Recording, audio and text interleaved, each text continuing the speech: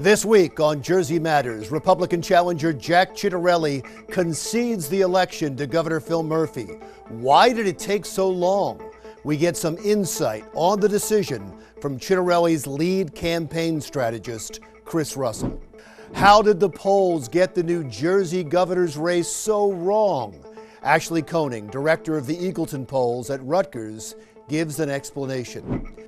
19-year-old Nicholas Seppi was so upset that his last year of high school was ruined by COVID regulations that he ran for school board and won. We ask him about his plans now. And what is the best pizza in New Jersey? We'll talk with the writer who had to make that tough choice for NJ.com.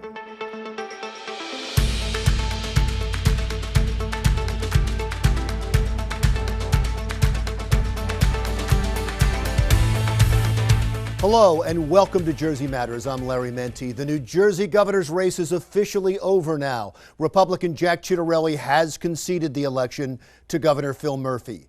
We talked with Ciattarelli's lead political consultant on Wednesday when votes were still being counted. Even though it was before the decision, we believe it's still relevant as it gives you insight into the campaign's thought process in real time. Here is my interview with political consultant Chris Russell, co-founder of Checkmate Strategies. Chris, good seeing you again. Thank you so much for doing this. Can you tell us where things stand now with the Ciattarelli campaign? Sure, Larry, thanks for having me, first of all. So right now we are counting provisional ballots, or the state is counting provisional ballots county by county. We are looking, as we had stated in Jack's statement or the campaign statement earlier this week, that we're looking for that provisional ballot count to shrink this lead to a point where a recount is both fair and makes sense. So we're hoping that the numbers continue to track the right way for us. We're certainly doing better in the provisional ballot count than we did in the absentee ballot count by a good amount. The question is, will it be enough to ask for recount that is that makes sense? What is enough? What does the number have to shrink to for you to ask for a recount? We think around 1%. If the margin between the candidates is around 1%, that seems to make sense to us, given that a lot of other states in the country have an automatic recount at 1% margin. New Jersey doesn't have that, so the onus is on the person losing. I don't expect Governor Murphy to ask for a recount if it gets to 1%, but that's about where we want to be, in and around that number. The scenario you're going through right now is exactly why you didn't concede, especially since the provisional ballots seem to be at least leaning in your favor. That's right. And listen, the way Jack looks at this is the same way Senator Sweeney, a Democrat, has looked at it from his standpoint, which is let these ballots be counted. New Jersey has a new system this year, which has proven to be clunky, putting it politely, that we're still sitting here, talking about ballots being counted. This is a system Governor Murphy put into place. He signed into law. So, we think, there's probably changes that need to be made to that system, which we can talk about after the election's over. But right now, there's no harm in making sure all the votes are counted, and that both Jack and also all of Jack's supporters and the people of New Jersey can have confidence in the result. We've reached out to Jack Ciattarelli a couple of times, and we understand why he doesn't want to speak right now because the process is still being played out. How's he doing? Jack's doing great. Listen, he put on a hell of a campaign. I think he surprised a lot of people, both here in New Jersey and nationally, but the people who weren't surprised were the ones inside the campaign, saw how hard he worked, how he was connecting with people. Jack's an optimistic guy by nature, and I don't think he's seen the last of him. Oh, that's interesting, because that's what I was going to ask next. But what is your gut on this? And believe me, this isn't firm, so you're not announcing for him, but what is your gut? Will he run again for governor? Honestly, I wouldn't want to even speculate that far along, Larry, about what he'd do. But I think he was part of and probably the leading edge of the revival of the party here in the state. If you look what happened down ballot, Jack Ciattarelli had a lot to do with the success of Republicans down ballot in legislative races and county races. He galvanized the party. So I fully expect him to have a voice in the party moving forward. Whether that's the decision to run again, I really don't know. What's the lesson from this election? Because it wasn't just in New Jersey, it was across the country and especially in Virginia. How do you read this? What are you telling other people about this election? Well, listen, Donald Trump lost New Jersey by 16 points. Right now, Jack Ciattarelli is trailing by about 2.5. It's a seismic shift back, kind of a snap back to Republicans and to kind of common sense. And I think the lesson is that we saw and heard on the trail is that Governor Murphy here in New Jersey just moved too far to the left, too radical for the state in terms of his policies.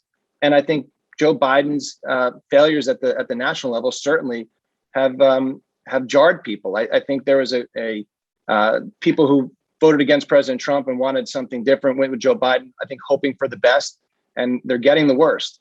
And I think right now that, people are looking to balance things out with Democrats controlling everything in Washington, certainly everything here in New Jersey, and also at the time down in Virginia.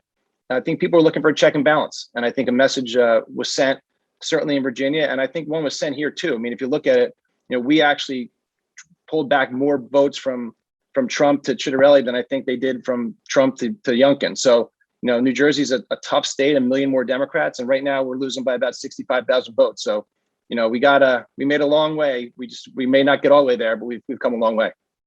Former Governor Christie Whitman wrote an editorial for NJ.com alleging that Jack Ciattarelli tried to have it both ways, that he cozied up to Donald Trump more than Glenn Youngkin did, say, in Virginia. And I read your tweet on it. You said it was lazy, uninformed, and self-serving. Do you want to add anything to that, or does that stand by itself? I think it stands by itself. I think it's all those things, and I think she has a narrative that she's trying to push, which she's entitled to do, but it's wrong. And frankly, if she paid attention to the election the way that I have, and the way that a lot of other people have, I know you have, following this race very closely, she's off base, and I don't think anything more needs to be said about it. Governor Murphy says what you're doing right now by not conceding is dangerous and not what America is all about. What's your response to that? It's funny that it's dangerous for a Republican to wait for all the votes to be counted, but he did not have the same thing to say about Senate President Sweeney waiting for the votes to be counted. I guess it's only dangerous if a Republican wants the votes counted. It's ridiculous. I think it's hyperbole. And frankly, I think it's dangerous for him to be suggesting that. I mean, we went through an election last year where there was concern by a lot of people about voter integrity or ballot integrity. Jack's been very clear about that. Joe Biden's the president. He won the election. But we have an electorate that in our system, if half the people or the losers of an election don't believe in the result, what kind of democracy do we have? So I think by him rushing or trying to rush along a result before the votes are even counted, I think he's the one who's potentially being a little bit more dangerous with the body politic here. Let things play out. I think Jack's whole idea was, let's lower the temperature. Let's count the ballots. There's no rush here. And let's get the right result and one that everyone can have confidence in. I want to look ahead a little bit, not the gubernatorial election, but I know you work with a lot of Republican candidates. You have the midterms coming up. Do you believe this wave that the Republicans have through these off-year elections will continue? And what are you telling your clients? Listen, I feel good about that. And the one thing I think politics this year proves, and every other campaign cycle proves, is that trying to predict politics or get your crystal ball out is a dangerous thing. Talk about dangerous. That's dangerous. Trying to predict what's going to happen next. But I do think that there's a movement in the country that kind of wants to level things off and wants to bring things back. Chris Russell, thank you so much. I appreciate it. Chris Russell, Checkmate Strategies. Up next, the polls predicted an easy election win for Governor Phil Murphy. How were they so wrong? We asked pollster Ashley Koenig next.